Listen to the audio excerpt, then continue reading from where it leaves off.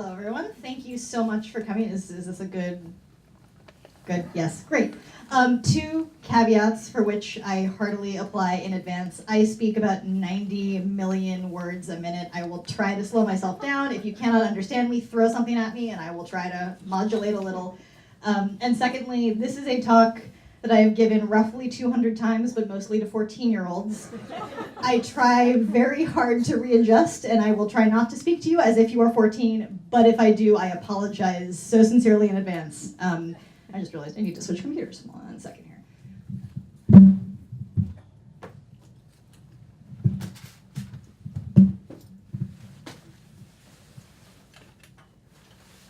While Daniella does this, she is also here because she recently won the RFK Press Award International Award. She also recently won the photo evidence. Do you mind if I just say this real quick about your books? No, don't say it. She'll tell you. No, I won't. So, the Pulitzer Center mandate is to fund international reporting. And I think a lot of people, when they become journalists, when they become independent journalists, the idea is that we will go off into these really exotic, far-flung corners of the globe to talk about stories that people don't think about, don't know about, don't engage with. And that was absolutely what I wanted to do when I was a high school student and a college student, heartily skipping classes to freelance for the New York Daily News. And so I started out doing a lot of that. I worked in Uganda and Congo and Vietnam and Guatemala and tried to go to those hidden little pockets that people don't get to visit and talk to people that Americans don't normally get to interact with. But I was several years into the first project that I partnered with the Pulitzer Center on and realized that we have those same stories in our backyards as well. And sometimes we're so eager to exoticize. We're fine, don't worry, we're good, it's fine. Totally broke the fall. Oops. Cat-like reflexes. Just figure out how these cords all go back together. So the first project that I worked with the Pulitzer Center on was looking at the criminalization of sexual identity in Uganda. I had been working in East Africa for a totally unrelated reason, and while waiting for a visa to process for South Sudan, I happened to be in Kampala, and I learned that one of the first openly gay people in Uganda and the first LGBT rights activist in Uganda had been murdered shortly before I got there. So I started what turned into a 5-year-long project looking at the rise of homophobia, at the rise of anti-gay law. Not only that, but also, have I broken something? Keep going. Oh, no. Oh God. I'm gonna have to do a lot of talking. Looking not just at that evolution from a news perspective, but also thinking about how the roots of that evolution traced back to colonialism, about how it's very easy for us in the West to look at the 78 countries internationally that have criminalized sexual identity and think about how horrible that is, think how shameful that is, but we don't necessarily think about the context and the history. That became the tone and the tenor for a lot of my work. Ironically, I shortly after moved to London and got to sort of glare at all the British people around me for the next 5 years. But I started thinking about how can we reframe the narratives and the stories that we think about and that we tell by examining the roots of colonialism, because this is a structure that has deeply informed the socio-political movements of our world, and we don't discuss it enough. We don't think about it in those terms enough. So because of the work we were doing, I started looking at how criminalizing sexual identity leads to a spike in HIV rates in Uganda. I went to speak at an HIV conference in Melbourne, and while I was there, I happened to read a statistic from a UN AIDS report. Great, so sorry. I read a statistic from a UN AIDS report that mentioned that the demographic in the world with the fastest growing rate of HIV was actually Indigenous Canadians. And that made no sense to me.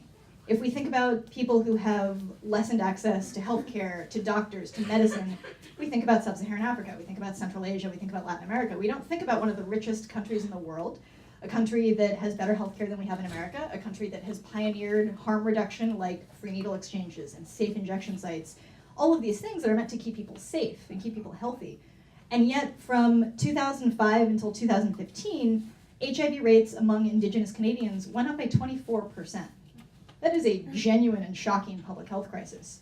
So I spent a month driving around Canada in 2014 with no real understanding of what the root of the story was. I had no real hypothesis. There was nothing in any of the medical journals I was reading that suggested that there was a reason for this, but I knew there was something wrong. There was something here that we didn't quite understand.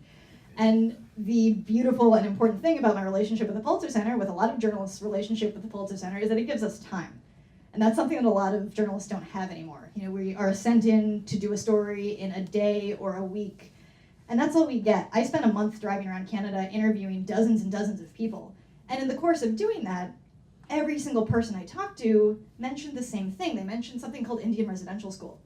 And I had never heard of Indian residential school before. It's not something that's taught in a basic American history class. It's not something that at the time was really taught in a basic Canadian history class.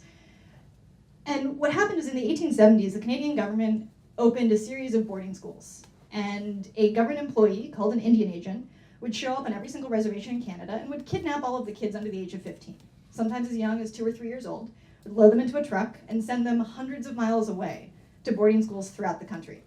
And once they got to those boarding schools, they were punished if they spoke their native languages. They were forced to wear Western clothing. Their hair was cut off. They were told that they had to convert to Christianity. There was rampant physical and sexual abuse. There was forced sterilization. There was medical testing. A host of horrible, horrific things happened to these kids. And the kicker is that the last Indian residential school in Canada didn't close until 1996. So today I was in 4 different classrooms, and I always start this talk by asking students, what are the things you guys first think of when you think of Native Americans? What are the stories that we share most in our history classes, in American pop culture? And inevitably the answers are always Pocahontas, Thanksgiving, Christopher Columbus, these deeply mythologized stories that we continue to share and continue to perpetuate. You know, Pocahontas was 12 years old. By any modern legal definition, she was raped. She wasn't in a relationship. Thanksgiving is a meal that took place the day after 30 Indigenous people were hung in a square in Massachusetts. Christopher Columbus can't really be said to have discovered a continent that had 100 million people living there. You know, these are somehow still part of the mainstream narrative that we continue to teach, that we continue to share. And there's something deeply wrong about that. So I was driving around Canada, and I met this woman named Ellie. She's one of the first people I encountered. I'd been, for a lot of journalists, the first point of entry into a human rights story is a nonprofit, because they understand an issue, they have deep roots into a community, and they understand the need and the role of journalists. So sometimes they're a good bridge to introduce you to the first people you need to meet to do your reporting. And I'm sitting in a nonprofit in a town called Regina, Saskatchewan. It's in the middle of the plains, dead in the center of Canada. It's a very poor city. It's got a very high percentage of Indigenous people. This particular neighborhood within Regina is known as being the worst neighborhood in the entire country for injection drug use, for HIV rates, for a lot of different negative statistics. And I'm sitting in this free needle exchange, and most people are coming in with 5 needles, 10 needles, usually for opiate or heroin addiction. And this woman, Ellie, who's my age, came in with a box of 500. And so I stopped her and asked if I could buy her a burger and chat. And we talked, and I ended up sleeping on her couch for several weeks and photographing her and her family. And what I quickly learned was that she didn't go to residential school, but both of her parents, all 4 of her grandparents, and every single one of her aunts and uncles did. And so for me, she became emblematic of this idea of intergenerational trauma, which is, again, another concept that we don't talk about enough, that we don't think about enough. The fact that her parents were taken away from their parents when they were 4 years old. They were away from their families for about a decade. And then when they grew up and had her, they had no idea how to parent her. They had no idea how to be loving, stable, normal parents. So we talk about trauma. We talk about the things that impact an individual, a family, a community, and we forget that they stay with us. We forget that this trauma gets passed on from generation to generation. We're even now discovering that that trauma can get coded into our DNA. We're looking at the DNA of Holocaust survivors, the descendants of slaves, the descendants of people going through experiences like residential school, and they're actually physical markers in our DNA.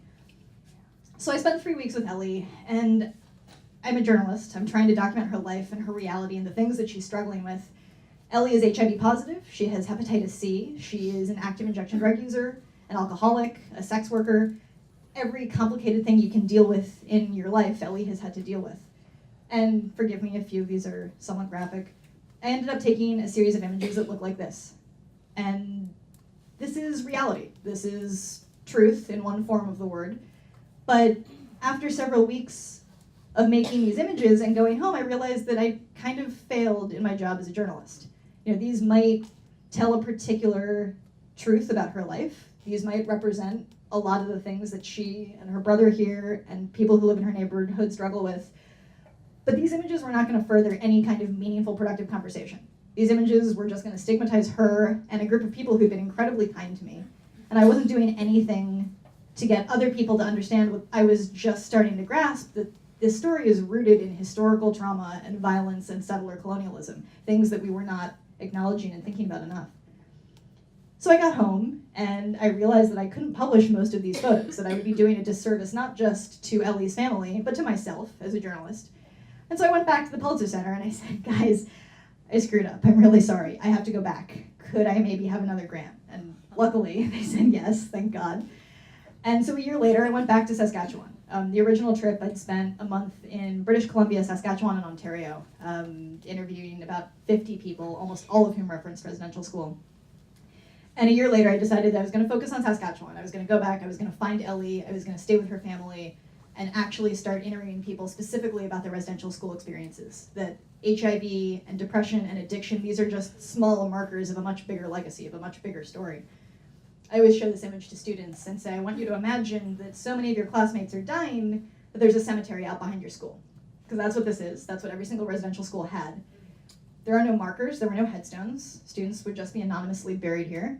And of the 150,000 Native Canadians who went through residential school, 6,000 of them died. And that number is almost certainly too low, because in the 1920s, the Canadian government told residential school administrators, you can stop counting, we don't need to know. So we're continuing to discover unmarked graves, mass graves, all the time. 6,000 is certainly a very small figure. Just so you can get a sense, these yellow squares show the distribution of residential schools throughout Canada. So as far north as the Arctic Circle up in Baffin Island, in every single province except for Prince Edward Island. And I went back to focus on Saskatchewan, this Plains province here, directly above Montana and North Dakota. And the last school in the country to close, the one that closed in 1996, is Gordon's. So I had a problem. I am a documentary photographer, I am a news photographer. I photograph things as they unfold in front of me. And I couldn't photograph in these schools because the last one closed in 1996. And I tried to photograph the legacy and I'd failed miserably at that. So I had to come up with another way to visually represent this story and this history and this trauma. So I decided that when I went back, what I was going to do is create multiple exposure portraits of residential school survivors, where I would overlay portraits with the sights and memories of what each of these individual people remembered from their time in school. Sorry, I'll just awkwardly pause while everyone reads.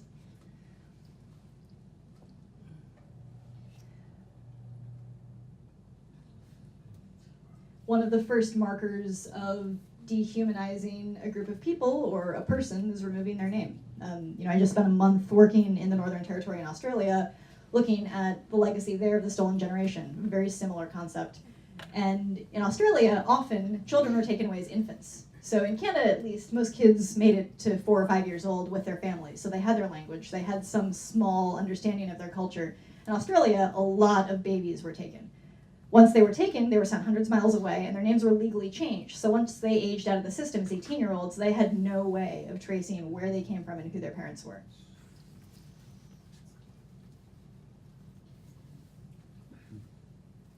Most of the residential school buildings in Canada have been destroyed. Communities wanted no physical traces of those places.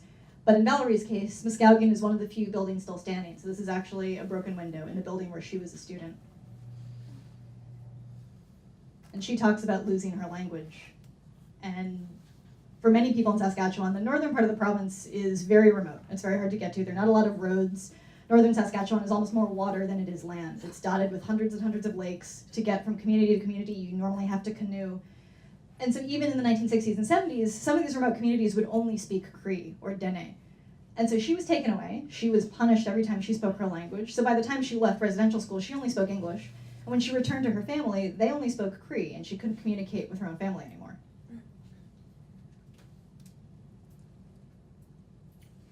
This is a gentleman named Gary who went to 3 different residential schools throughout Saskatchewan, and the view here is actually the view he would have had from Mass as a young child.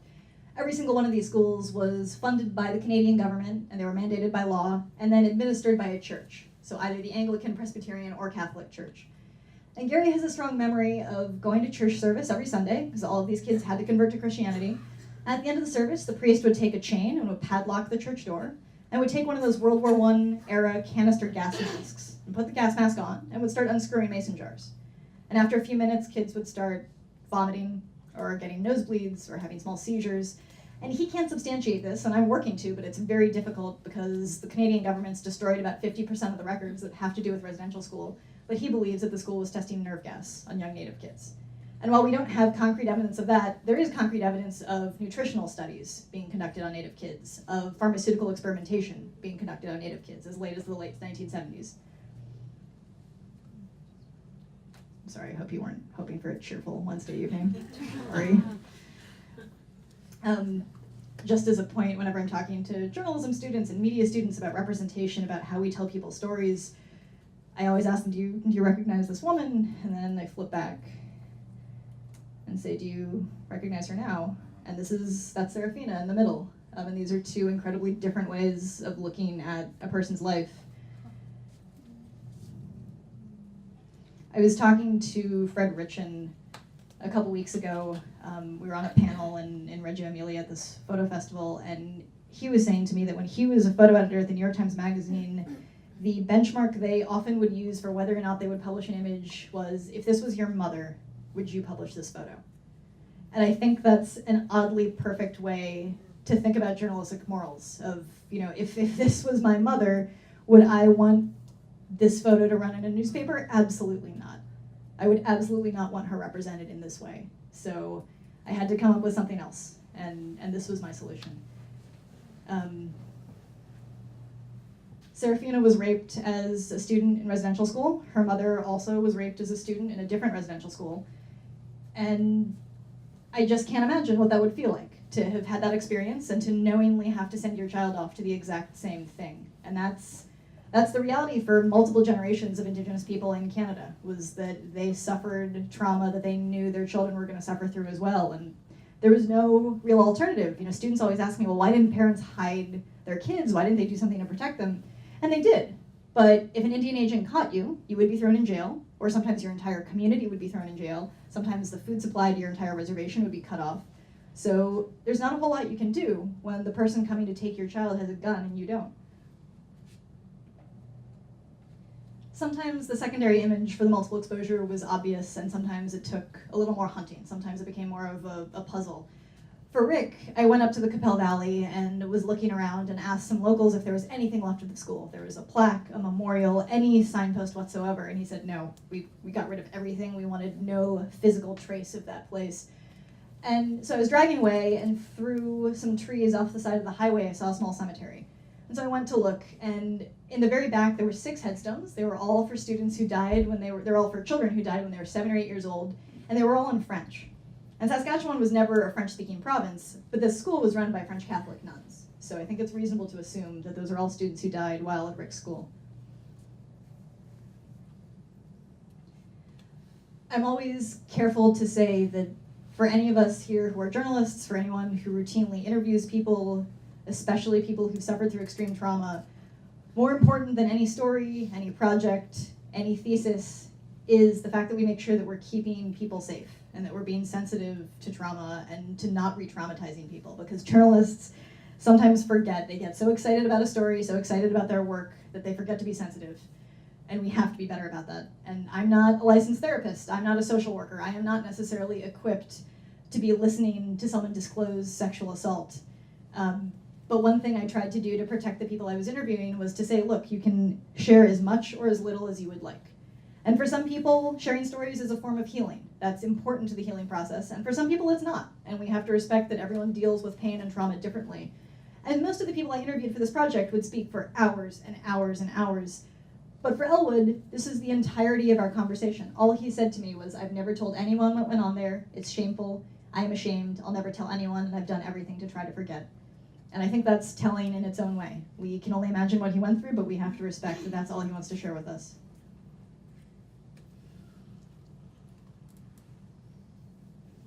again, when speaking with students and talking about this idea of assimilation, especially coercive assimilation, a lot of the students I talked to were either related to recent immigrants or related to not so recent immigrants, but we all, to some extent, have recent history within the United States, and yet we continue to hang on to this idea of assimilation as being a signpost of what it means to be American, that we all need to blend, that we all need to somehow be the same, and we need to question that so badly. We can talk about how structures of oppression always feed into each other, how the modern prison system is an extension of slavery. In Canada, the foster care system is a modern extension of the residential school system. There are now more Indigenous kids in foster care than ever were Indigenous kids in residential schools. And the problem is the foster care system was created to protect children, to take children from unstable home environments, from environments where they maybe didn't have parents, and keep them safe and give them better places to live. Unfortunately, in Canada, and often in the United States as well, Indigenous children were taken from perfectly stable, loving families and placed with white foster families, again in the name of coercive assimilation, in the name of making them more white. Dee Dee is one of many people who had to suffer through both residential school and a forced foster home.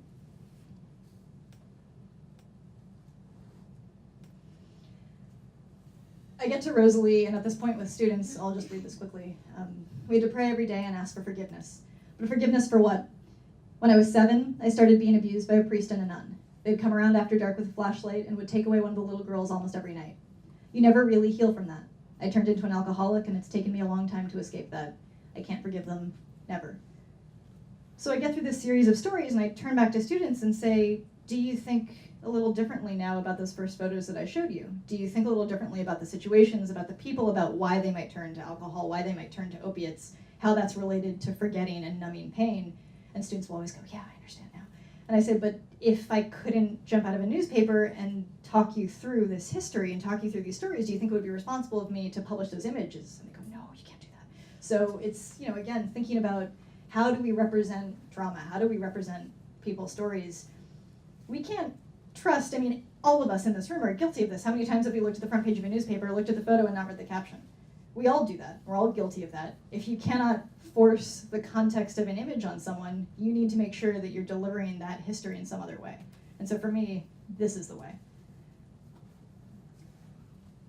It may have been easier for me to start the story in Canada because I didn't have to deal with the nationalistic shame of what my government had done to people in my country.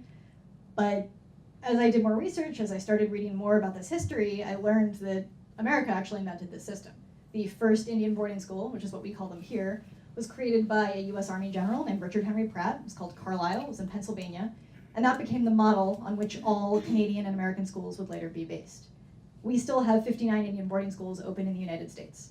They are very different from what they once were. They're no longer meant to exterminate Indigenous identity, but they are still deeply colonial, deeply problematic institutions. We in the US consider reservations to be sovereign territory. We consider Indian country to not always fall within the purview of US law. But that means that the US government believes that they don't need to provide the same services and infrastructure to reservations that they're supposed to provide to all of their citizens. And that's not just true on reservations, it's true in places like Flint, Michigan as well, but things like roads and bridges and clean water and electricity are things that all people in this country should have access to, and most reservations have substandard, or maybe not at all, not any access to those things. Public schools are another instance. If we say that by law all students have to go to public school until they're 16 years old but don't provide enough public schools, we're creating a huge problem. Of the 59 Indian boarding schools that still exist, 34 of them are in Navajo Nation, and that's where all of these images were taken. Part of the problem is that Navajo Nation is the largest reservation in America. It spans the Arizona-New Mexico border, and it is just logistically impossible, given the density of schools they have there, to send a school bus out in the morning, pick kids up, take them to school, and bring them home at the end of the day. So kids have to come and board Monday through Friday, and they go home on weekends. It's not the same thing as being away from your parents for 10 straight years, but if you're 8 years old, you just want to have dinner with your parents. You just want to see your brother and your sister. You don't want to be staying in a dorm every single weeknight.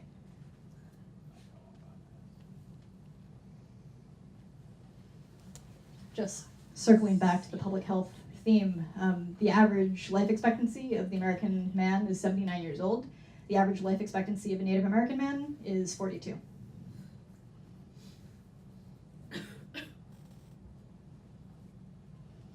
I always show this to kids because they're horrified by the daily routine in most boarding schools. And the truth is, they were schools in name only. These weren't schools in the way that you and I think of schools. These aren't places where kids went to learn science and learn history and become better people. They were often there to take care of livestock and to farm and to cook and clean. They were more like indentured servants or soldiers or prisoners than they were students. Albuquerque Indian School is one of several institutions that are still up and running.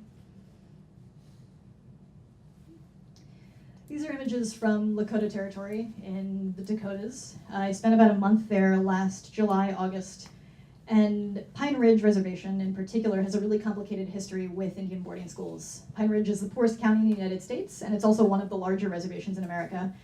And in Canada, every single school was standardized. It was funded by the government and operated by a church. In the US, we had the separation of church and state, so those institutions couldn't collaborate. So instead, we had two separately evolved systems. We had the public schools that were created by the government agency, the Bureau of Indian Affairs, and we had the private, totally unregulated, Christian-run boarding schools. So Pine Ridge, for a very long time, has had a BIA, public boarding school, and a Jesuit private boarding school. The public school is one of the worst schools in America in terms of graduation rates, grades, test scores, dropout rates, every measurable statistic. And the private Jesuit school is one of the best schools in America. It has the highest number of Gates scholars per capita of any school in the United States.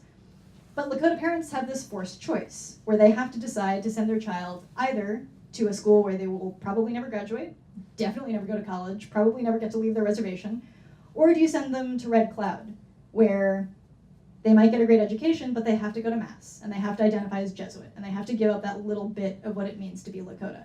That's a reality, that's a choice that a lot of Indigenous kids still have to make today. So I spent about a month in 5 different reservations through North and South Dakota, and towards the end of my trip in mid-August last year, I interviewed a gentleman who'd been part of the American Indian movement, and he told me, by the way, there's gonna be this pipeline protest starting tomorrow, you should really come.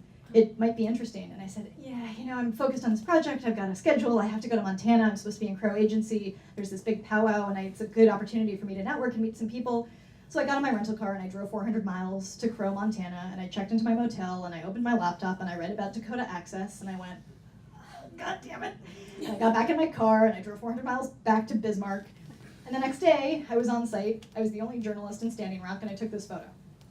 And I say to students, if we change the fact that Greg Graycloud is wearing jeans and we change the uniform of the North Dakota State Police, could this photo have been taken 100 years ago? Probably. This is the exact same thing the Lakota have been fighting for hundreds and hundreds of years.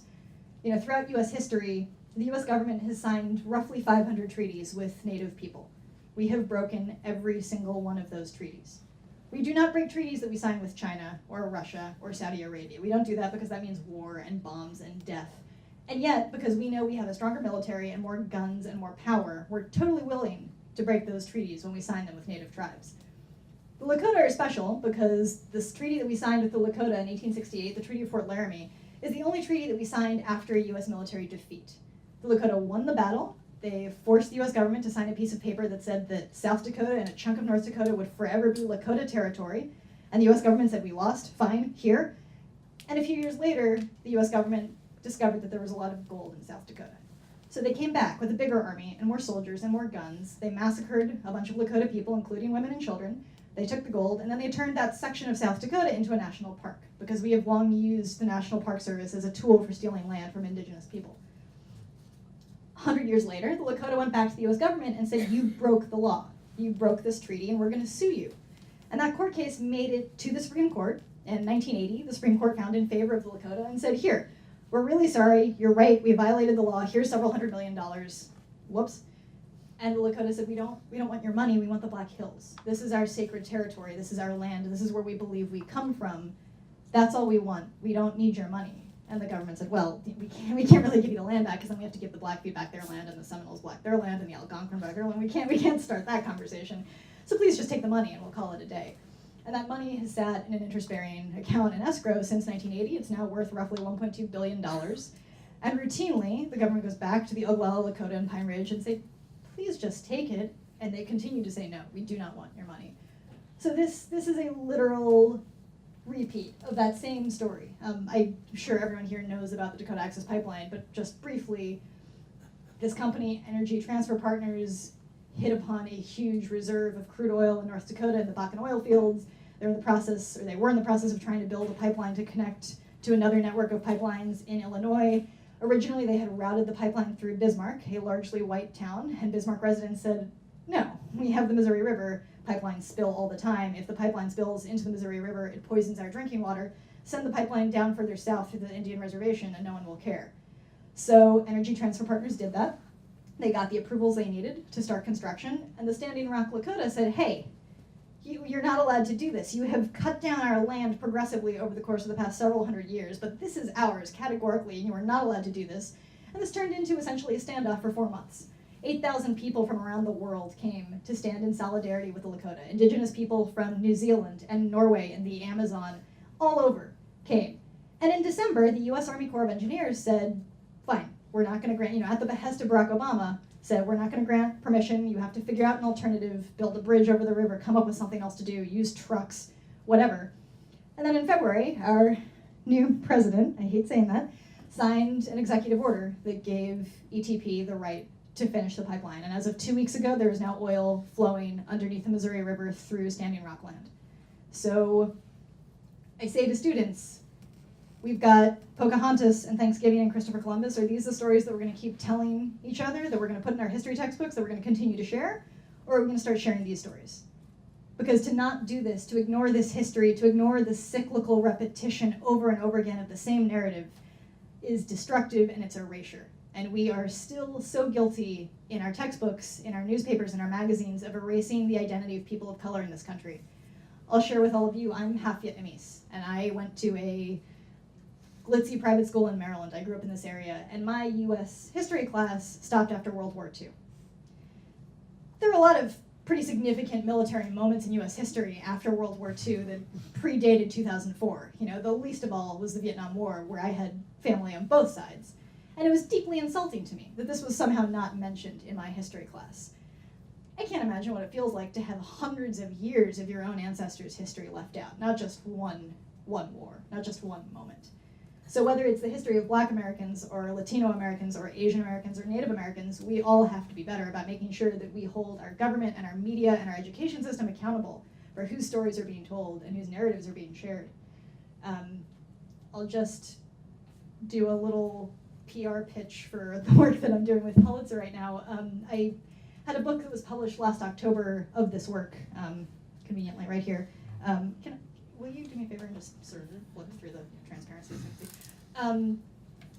For me, the main objective of this work is to make sure that we're changing the stories we teach our kids. I was horrified when I first learned about this, that in my history class this had never been discussed. That I was 28 before I learned about Indian boarding schools, before I learned about really anything to do with indigenous history in this country, especially of the last 100 years. And so with the help of the Pulitzer Center, they purchased several hundred copies of the book, and we're now working in high schools and universities in Canada and the United States to distribute educational copies. The book is available for sale if you would like it. If you would also like to sponsor an educational copy that will go to a high school in the US or Canada, that is an option as well. And so this for me is the crux of the work that we've partnered on together to make sure that we change those narratives and that we change those histories. So thank you very much.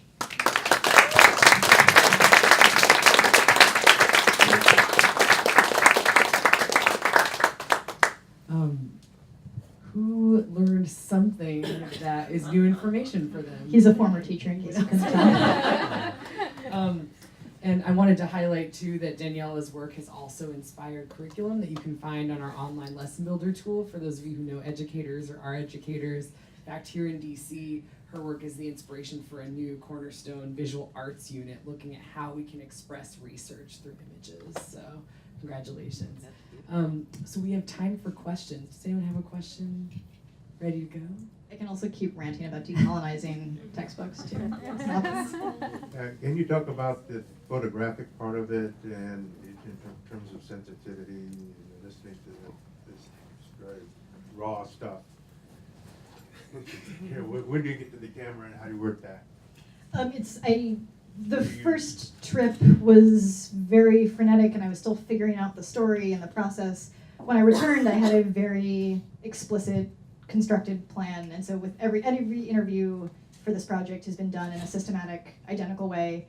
I sit down, I interview someone from 1 to 3 hours, then I take a posed portrait against a white backdrop, and then based on our conversation the next day, I go in search of that secondary image.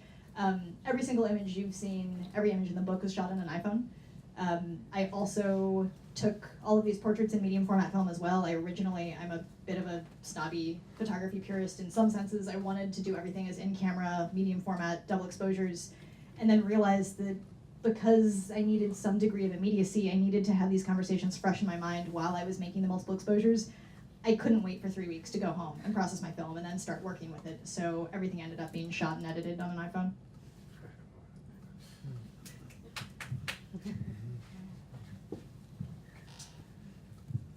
Thank you, Danielle. It was a great presentation and very motivating. Thank you.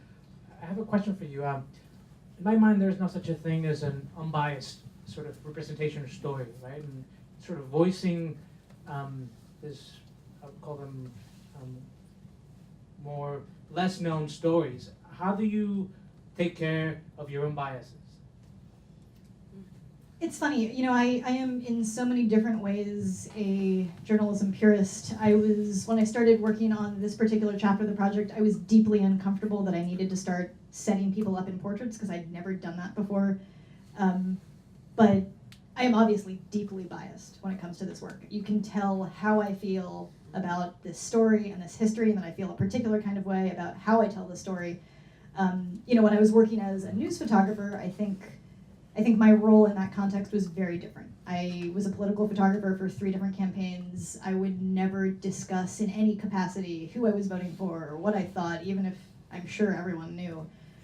When you move into social documentary work, I think that all goes out the window. And I believe that as long as I am completely transparent about my process and what motivates me and why I do the work that I do, that I can admit that, yeah, I'm biased. We're all biased. Every journalist believes something about the stories that they're working on. Just the selection process to why we end up covering the stories that we do for years on end reveals something about what we think and what we care about. So I don't think that makes me a less good journalist. I think, you know, I'm trying actually really hard to find some of the teachers and some of the school administrators from these schools to talk to them. I don't think that the way I feel about the story would make me unable to speak to them openly and to give them a voice and to listen honestly. But yeah, I think as long as I'm transparent, that's okay. Great. We'll start here and then we'll go back. My question's about restorative justice, and I'm wondering if you can talk about what does this project mean for these people in getting truth out. And That's really complicated, and it varies greatly from country to country. Canada had a 7-year-long Truth and Reconciliation Commission that concluded in 2015. So there was a systematic government effort to collect testimony. There was a lawsuit and financial reparations. There was as part of the Truth and Reconciliation Commission, there were 94 recommendations made about how the government and healthcare system and the legal system can change to make things better. So this is in a lot of different ways at the forefront of the Canadian consciousness right now. That's not true in America. It's a very different story here. And so I operate in a very different way in the work I do here in Canada. I photographed all of these people in one community, in one province, and felt comfortable and felt responsible journalistically doing that. In the United States, I don't. We have not made any effort to systematically address what has happened in Indian boarding schools. They still exist. I certainly don't think anything's going to change in the next 4 years. So in the US, I'm now working to get to about 25 different communities because I think it would be reductive and irresponsible of me to only look at 1 or 2 communities, which is all I've done so far.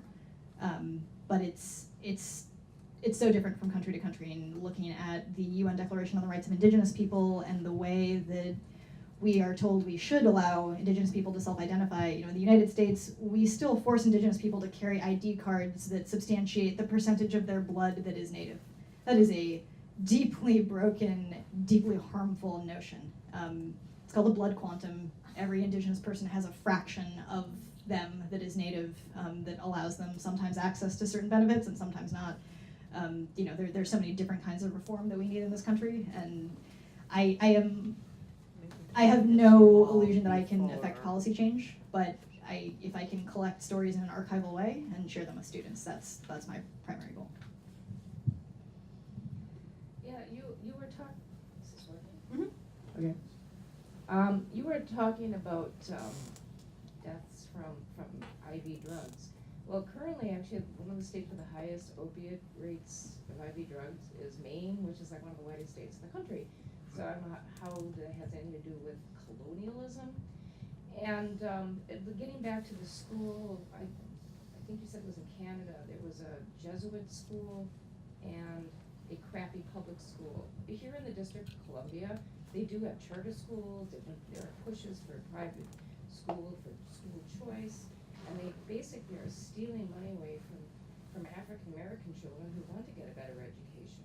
Because we spend more in this city in public schools than any other city in the country. And I'm not sure we've been surpassed as worse. But what would you say about that? For the first thing, Maine is home to the Wabanaki, who were all forced into Indian boarding schools. Maine is actually the only place in the United States that has had a Truth and Reconciliation Commission, but there is also a large opiate problem in that community, so it's not just white Maine residents. And look, I think we all know that there are deep problems in the education system in this country, public and charter and private, that we need to address collectively. That if we spent half the money we spend on the prison system and on a lot of other institutions in America, that we would have a much better country and much better, healthier, happier citizens. But I can't solve the public school system in DC. I can just try to reach as many students as I can. We probably need 3 or 4 more questions. Yeah. Thank you very much for your presentation, and I think you did a really incredible job in presenting people as very dignified and having a lot of strength, and I really like that about your presentation. I work in gender, and I think a lot of the way that you present things could be drawn on to be used to how we present gender issues. One of the things I've been looking at recently are some narratives about child marriage, and what has been interesting about that is that there are WHO guidelines about how you portray women who are victims of violence, and child marriage is considered gender-based violence. And the stress is on not being able to identify people individually in those guidelines. So you've obviously thought a lot about these issues, but you're using people's names. So I wanted to know why and what sort of process you went through to get to that decision. Well, I think there is an incredibly complicated added layer when you're talking about minors. And we, from country to country, and in terms of UN and World Health Standards, we vary greatly in how we feel we need to represent people who can't necessarily legally give consent. Every single person in this book is an adult. Consent is still a complicated notion, not... But these guidelines apply to adults as well, who are victims of intimate partner violence. So That's fair, and I will acknowledge that 2 or 3 of the people in this book were dealing with opiate addiction when I interviewed and photographed them. So the question is, can they give informed consent when they are dealing with addiction? It's hard to know, and I'm in constant contact with 20 of the 25 people in this book. I've had continuing conversations with all of them about representation, about how I use their images. Anytime there's an exhibit, anytime I republish the images, I revisit those conversations. I do what I can to be responsible, but I still don't necessarily have the right answer to that. I think it's really complicated. There was just a sort of related conversation in the photojournalism industry about how we represent women who are trafficked into sex work, how we refer to them, how we document them, whether or not we should show identity. And it's really complicated because journalists get so caught up in telling a story and talking about an issue that we forget that our first job is to keep the people in our photos and our stories safe. That the people in the photos are much more important than the people who take the photos. And I can go off on an entirely different tangent about the ego of journalists right now and how we've built that up. But that should be our number one priority. A friend of mine who's here likes to refer to journalists as irresponsible social workers, and she's totally correct. We think that we are incisively evaluating the social, political situations of other people. We aren't always doing that. Sometimes we're doing more harm than we're doing good. So it's just, we always have to continue to re-examine and reevaluate the kind of work that we do and what kind of impact it has, not just on our audience, not just globally, but on the individuals who are trusting us with their stories.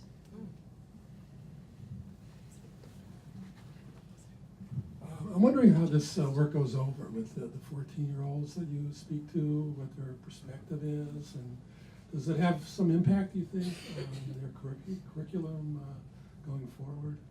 I think it does. I mean, it makes most of them really angry, and I like that. I like pissing people off. That's my main goal with this work, is to horrify people and make them angry and make them want to change things. And in DC in particular, I'm predominantly speaking to students of color. So the number of black students who say to me, this is parallel to the experience of my population in the United States, they immediately draw connections between coercive assimilation in indigenous communities and what happened to the black community in America. They get that immediately. And I think we can talk pretty universally in any subgroup in America about representation, about leaving narratives out, about, you know, telling history from one very particular perspective. So, you know, it's hard to measure. It's the complicated thing about education is you don't have a real way of substantiating, are you making a difference? But I would like to think that the fact that some 14-year-old somewhere knows this story that I didn't know when I was 14 will change some small way that he or she thinks about history, about this country, about what they need to do as adults.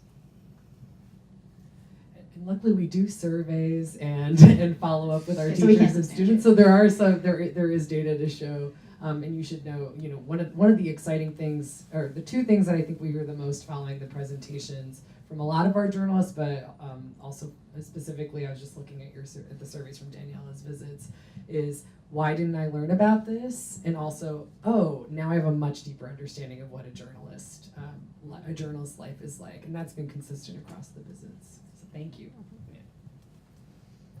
Well, I have two questions. The first is there going to be a second volume of the book? Because some of the images here that you've shown that weren't in the book, I'd love to see.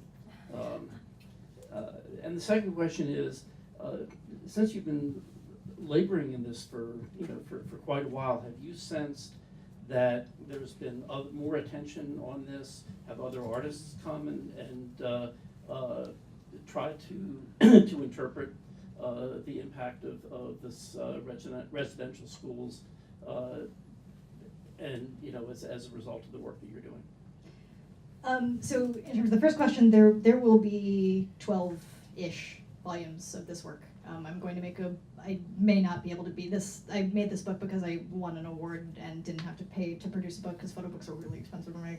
I may make a more mass market iteration in every country I work with, and I've got about 12 countries that I'm planning on working with in the next 5 to 10 years, because any place in the world where we have had an indigenous population and settler colonizers, there has been some nearly identical version of this system. So I've worked so far, the Canadian chapter is done. I'm currently in the middle of work in Australia, the United States. I will be going to New Zealand, Norway, Greenland, Taiwan, Morocco, Colombia.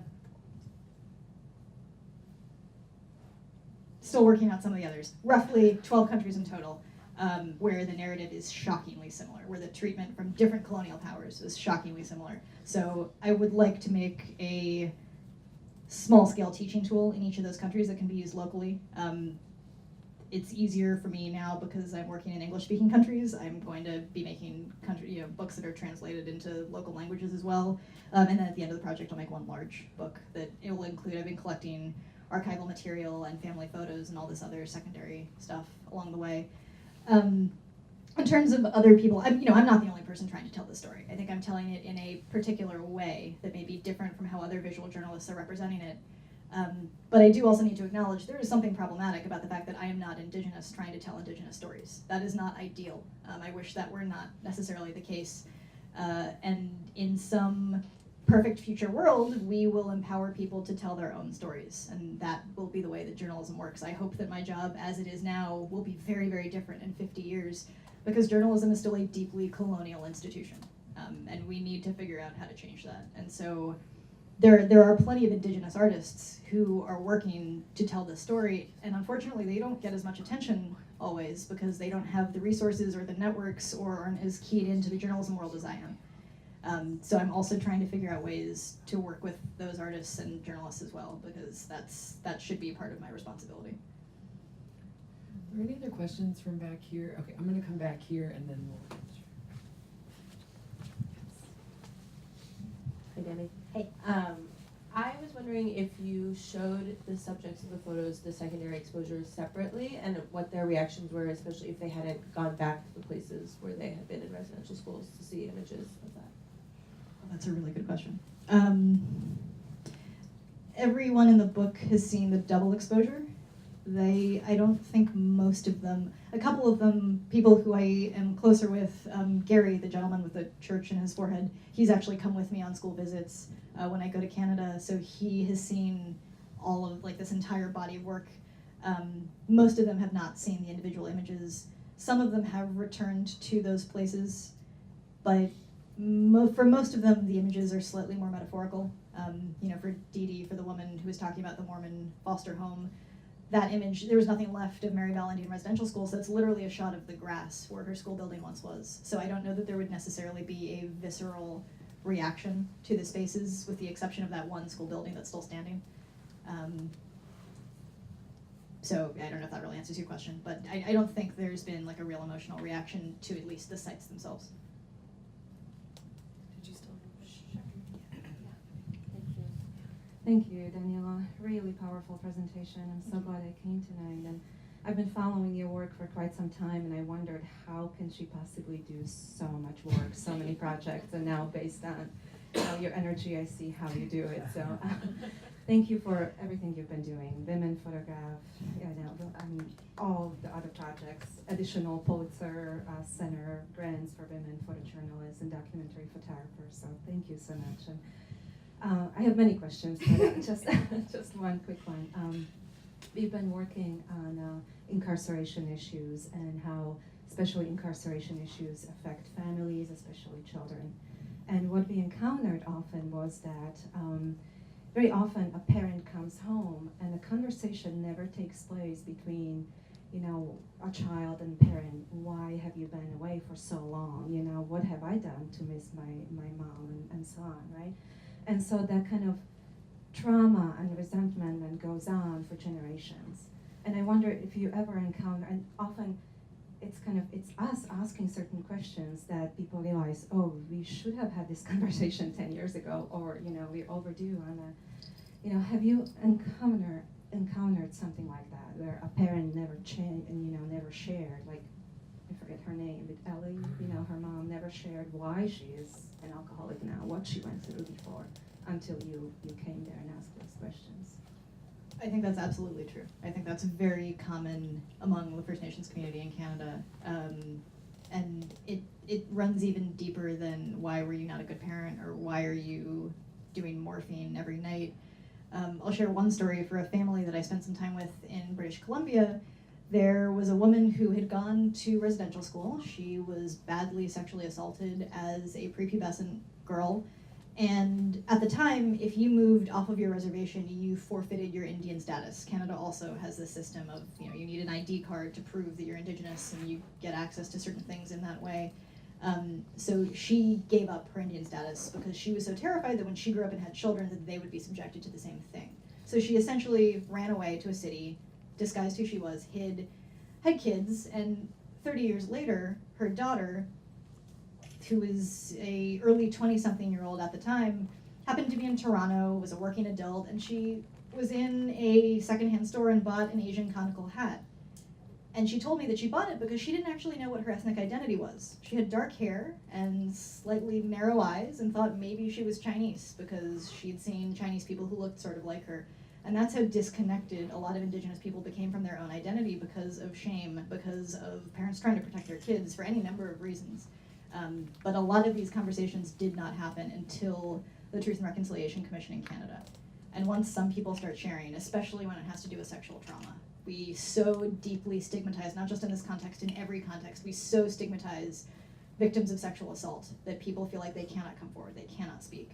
But once people started sharing, once other people realized just how widespread and how prevalent this was, that I think created a wave of storytelling. And I just happened to be there at the right moment when people were ready to tell their stories. I don't think my presence in particular prompted anyone to share. And that moment has not happened in the United States yet. So the same interviews, people who I'm fairly sure had very similar experiences, whereas 90% of people I interviewed in Canada talked about sexual trauma, 10% of the people I've interviewed in America have. And I know it's there, and it's not my job, it's not responsible of me to push for those stories, but they won't talk about it yet. I'll take the last question here. We've heard about the book that was published through the Photo Evidence Book Award. Got it in there. Congratulations.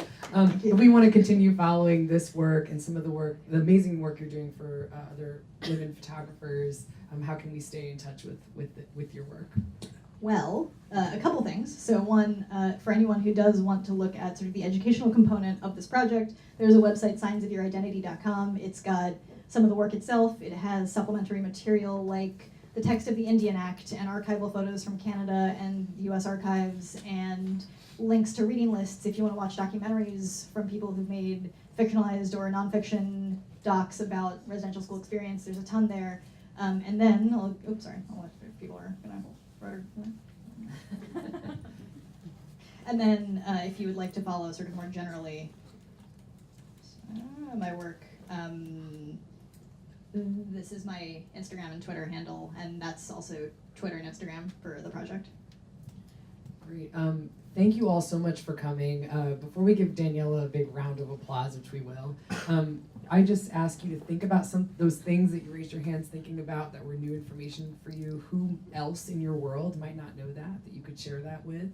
And that you please, anything that's sticking with you, any questions that you have, that you stick around, that you grab some food, that you ask questions, because we'll be here for a little bit, and we're very excited that you came to have these conversations with us. We hope to see you at Gender Lens Conference next week and at the rest of our Pulitzer Center events throughout the upcoming months. Thank you very much. Thank you, Danielle.